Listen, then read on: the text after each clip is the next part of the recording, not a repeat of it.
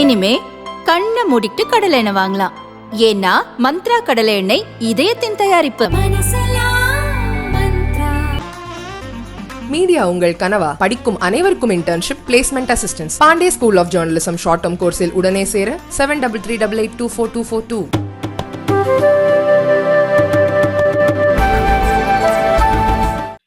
It is the third such conclave of leaders of universities, state, central, private, that we are hosting in Tamil Nadu. When I came in 2021, later part of it, and as a chancellor, when I started looking at the working of our universities, I was disappointed that our universities were mostly working in isolation. I'm talking about state universities largely. Each university was struggling with its problem. It was setting its standards, and there was a strange lack of communication among these institutions. And that is how the idea of this conclave, that we must have at least once in a year a get-together of all the eminent leaders of higher education,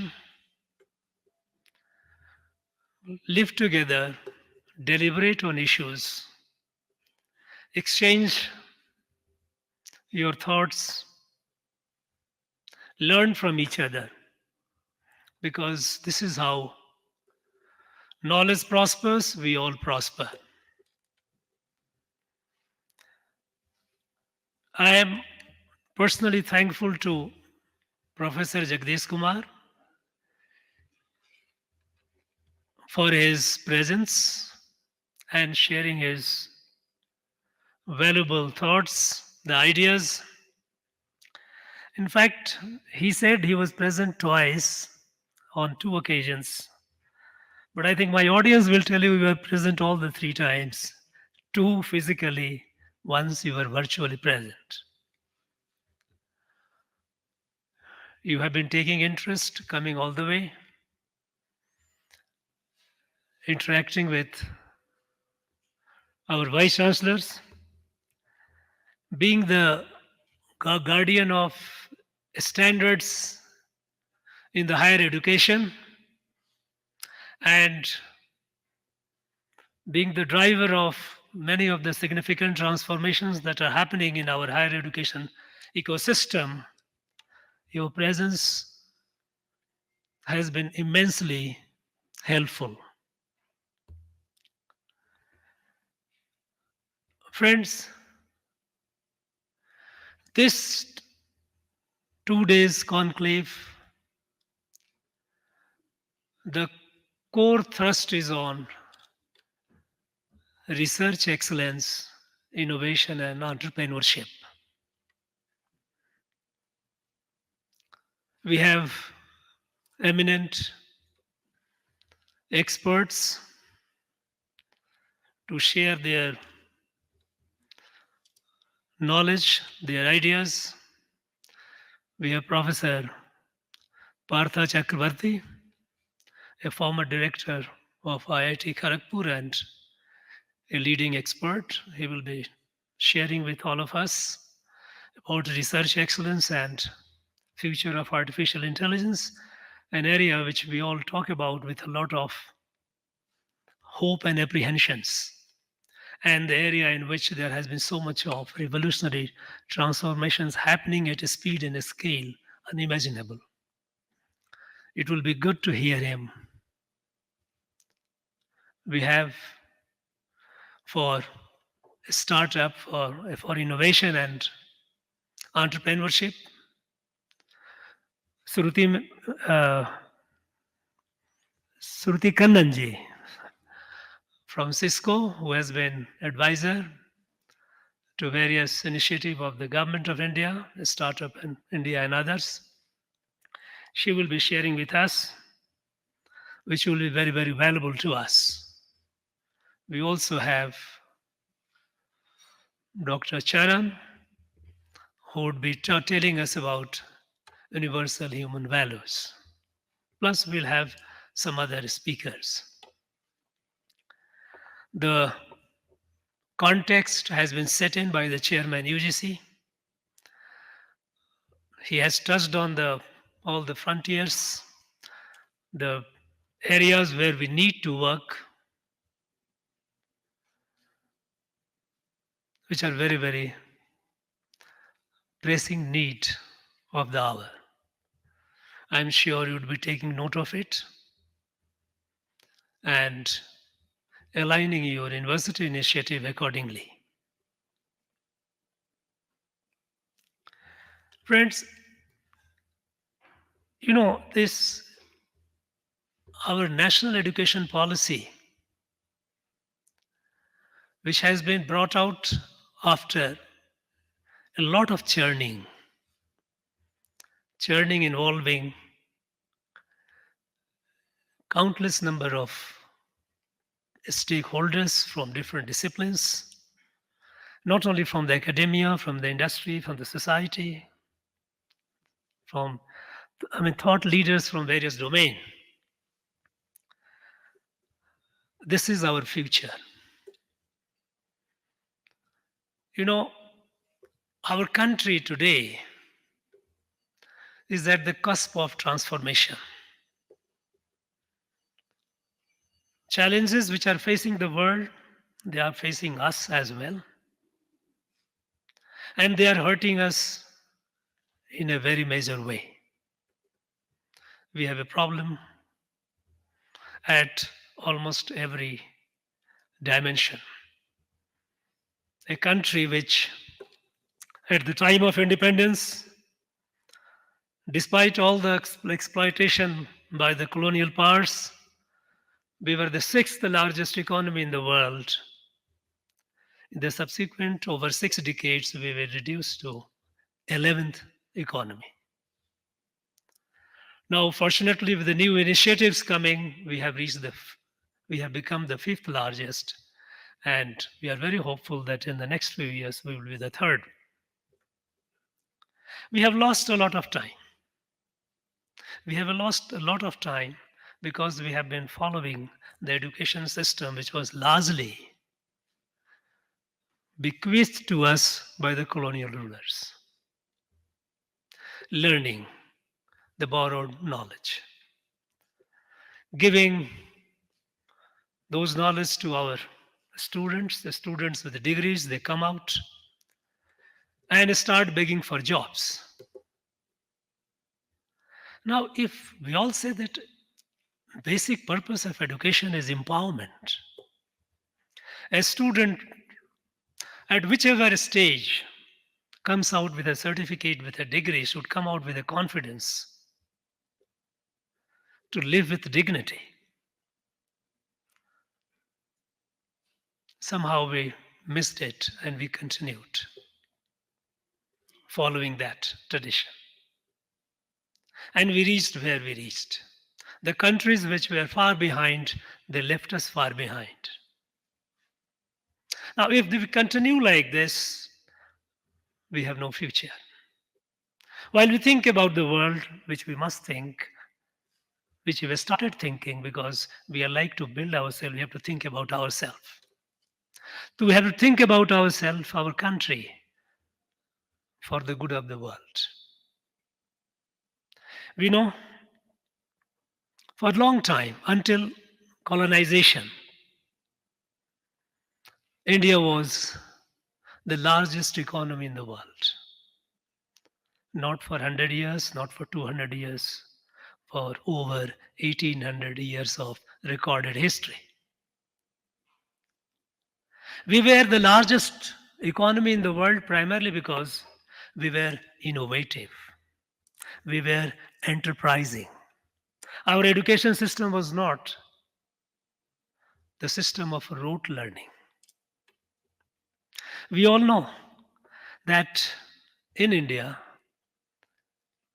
we don't have much of gold mines. But India had the largest gold reserve in the world. How?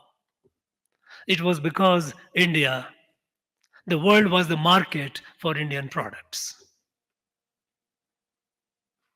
Be it iron, be it textile, be it chemicals, be it many, many things.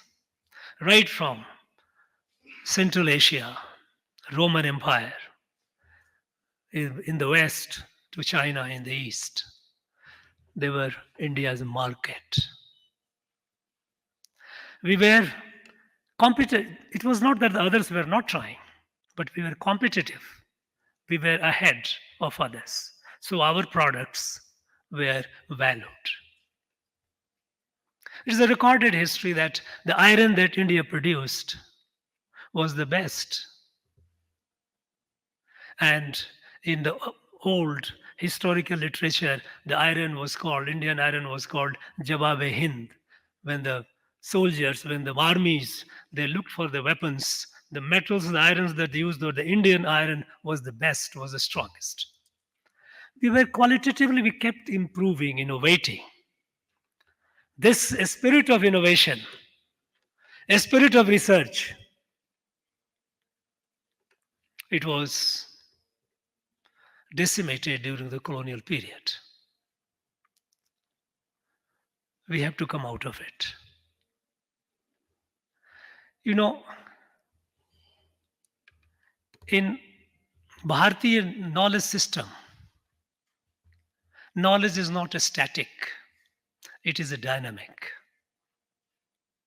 And that is how the thrust has been always on creating new and new knowledge.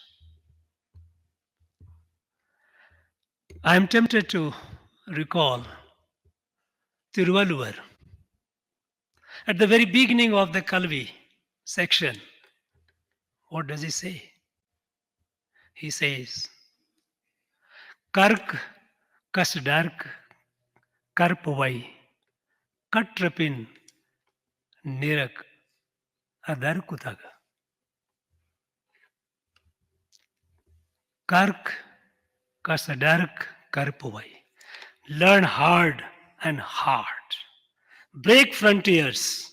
Create new knowledge. And Katrapin, having acquired that, Nirak Adarkatak, live by that, make that knowledge part of your living. Make that knowledge improve your life, make you a better human being. It should be able to alleviate or address the challenges of life. That is technology. You know that Tiruvalluvar believed in celebration of life. He was not the one who could have ever advocated idle knowledge for the sake of knowledge. No. Being the one who celebrated life, his message was to create new technology to make our life better. And we know that civilization has been, the civilizational journey of humankind has been shaped, its architecture has been shaped by technology. Right from the wheels, to the steam engine, to the internal combustible engine, to telephone, to all these, to the IT, to the digital, and now we are in artificial intelligence.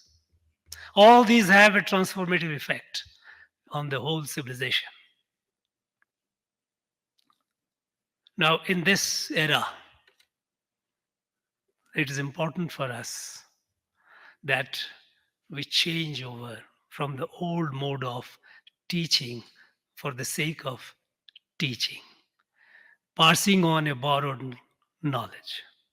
In fact, our NEP 2020, the essence, the core inspiring principle has been this Kural, which has been the basis of our Bharatiya Gyan Paddhati, our Indian knowledge system, a dynamic, ever evolutionary, ever transformative education system.